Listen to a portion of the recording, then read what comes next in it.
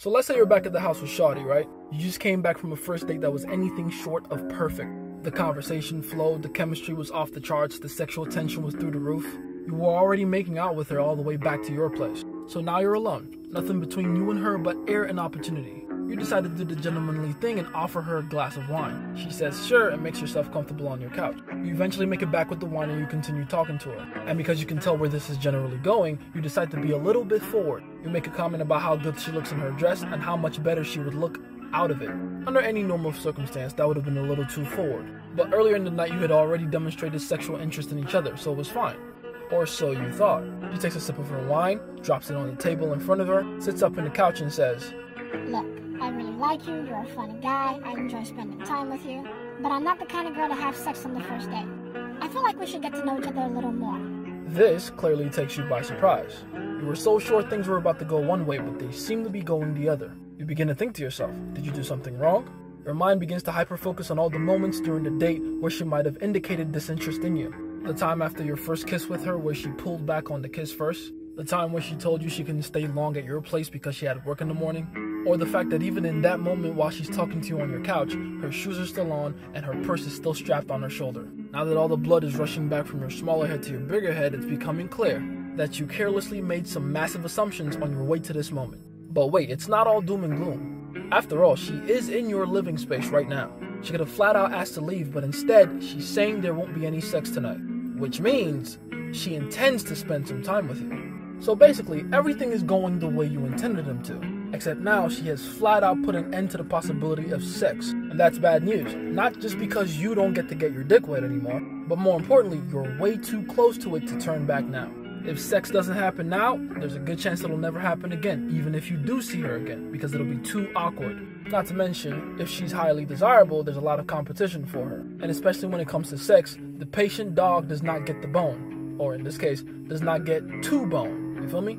You're at the point where you have to consummate this affair, or it's lost forever. You let her leave you without sex and give her time to think, she'll find a way to rationalize that it wasn't meant to be. Happens all the time. This moment right here is what we call last-minute resistance. It's the very final shit test you get just before you're allowed to consummate the relationship with her. And unlike a regular shit test, it's the combination of all of them at the same time. If you're not familiar with the different types of shit tests, I highly suggest you go through my shit test guide.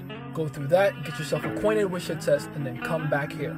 If you're too lazy, then you can stick around and I'll explain the parts you need to hear.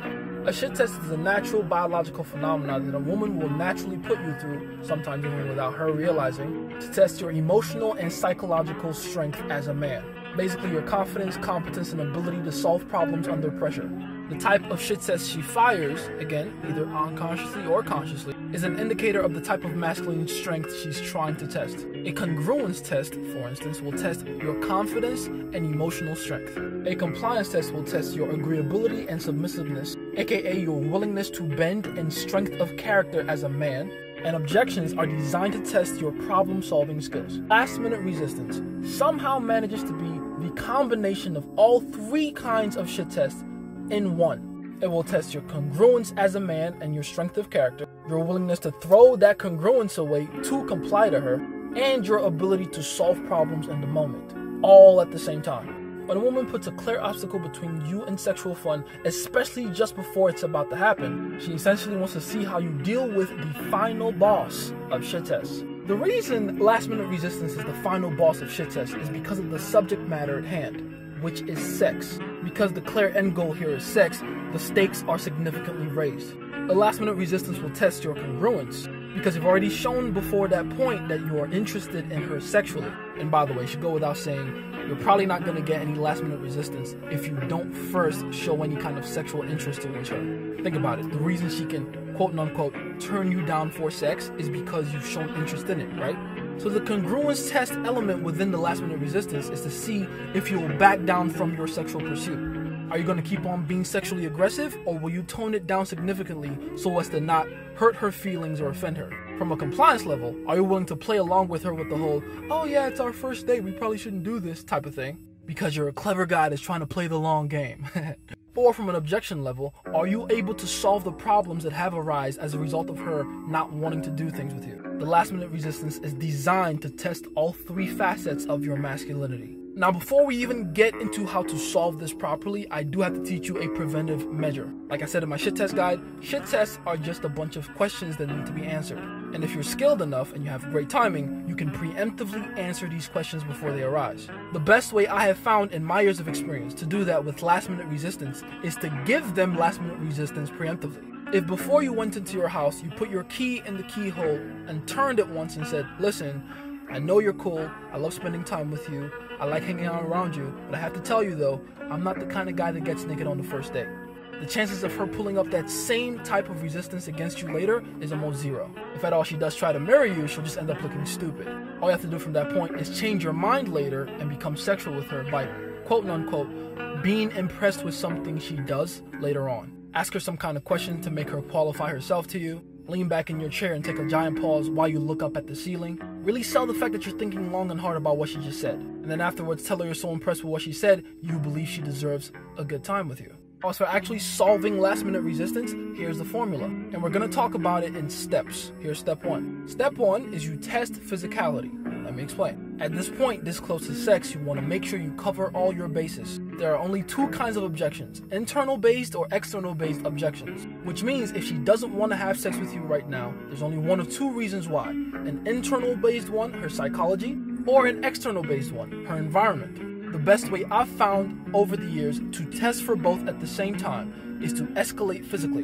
Her reaction to your escalation will tell you where the objection is coming from, either internally or externally. And there's only really 3 reactions you can get. The first is the most ideal. She escalates with you for a while and then abruptly stops. Maybe she makes out with you for a few minutes, maybe she even lets you touch her in certain areas for a few minutes. But then she pulls away and says something to the effect of, that's all you're getting, that's enough, or that'll be all for now. That's great. The good news is she is physically attracted to you. The bad news is there's some kind of psychological hiccup that prevents her from going further with you. The second reaction you could get is pretty similar to the first, but the difference is time frame. It's shorter. Maybe she doesn't follow you into a full-blown makeout session, but she does kiss you and touch you, but it's a lot shorter than the first. The good news is, again, just like the first, she does like you. The bad news is she doesn't seem to be okay with showing that overtly for too long, which means the hiccup is more than likely external. Now there's this third reaction you could get, which is the worst case scenario. She doesn't even allow you to physically escalate. That's a problem. That can mean anything from she's not comfortable with you to she's not even attracted to you at all. In which case, back the fuck up. Literally retrace your steps. Go as far as taking you and her out of that private location into a more public setting. You need to go back and restart the sexual escalation of things. For more info on that, go get my course, The Interview Light. Now, assuming you got one of the first 2 reactions, here's what you do next. No matter which one you get, you first solve for the external objections. And as far as external objection goes with girls that you're alone with, it'll all come down to privacy. Repeat after me.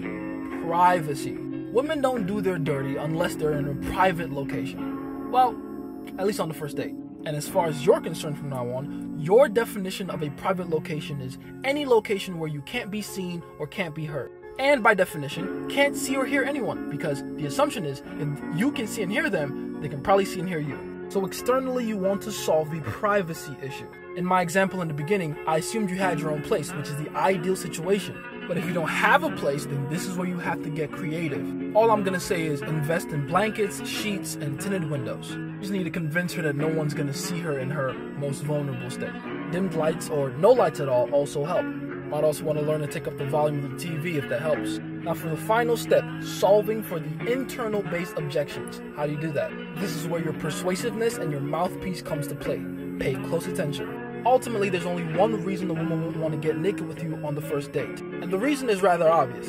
She doesn't want to feel used. A lot of people don't realize this, but one of a woman's greatest fears on earth is getting fucked and left. They hate that shit. So the last minute resistance of telling you they don't fuck on the first date, or even the more extreme versions of that like the 90-day rule, are all just rules and things women come up with to try to protect their own sanity. They do those things primarily not to hinder you or your progress, but in their minds, protect themselves from heartbreak. Now, in reality, as we all know as men here, those things don't really do much to protect them from heartbreak at all. A lot of women underestimate how patient the wrong type of men can be. Even worse, they also underestimate how impatient the right men can be. Because surprise, surprise, there's a lot of competition for the right man, but I digress. The point is, women are acutely aware of the fact that once they have sex with you, they give away the one bit of power and leverage they think they have. So they're going to try to do their best to hold on to it as long as they can.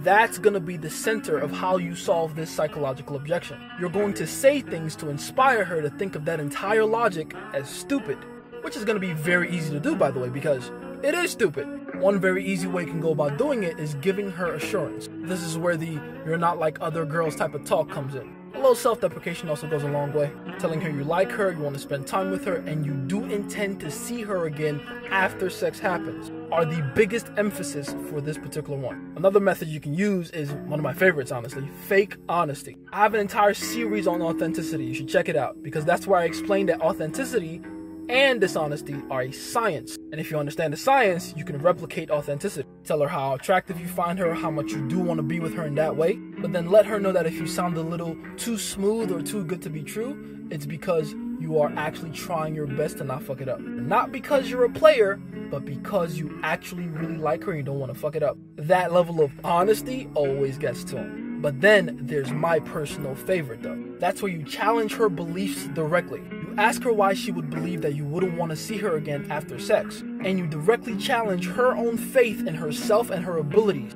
You make her realize that makes it sound like her pussy is better than her personality, which is true. Every time a girl has ever made the mistake of saying, "men only want sex," that's what I've used, and it's worked every time. Because no girl wants to admit they don't have personality, especially the hot ones. If you do these right, you will be naked with her in no time. She'll probably ask you some more questions like, "Are you sure? Hope you're not lying to me." At that point, sprinkle on some more reassurance and you're good to go. Fair warning though, don't use this on girls you don't intend to see again. If you use this on a girl that you actually intend to ghost afterwards, let's just say women can get super vengeful. You've been warned. So there you have it. That's everything you need to know about last minute resistance. Go out there and practice your game as much as you can. You have all the resources available to you. And if you ever feel like you need to hop on the phone with me, go ahead and schedule a 15-minute call with me. It's been Jason, your favorite scientist, and do with this information what you must.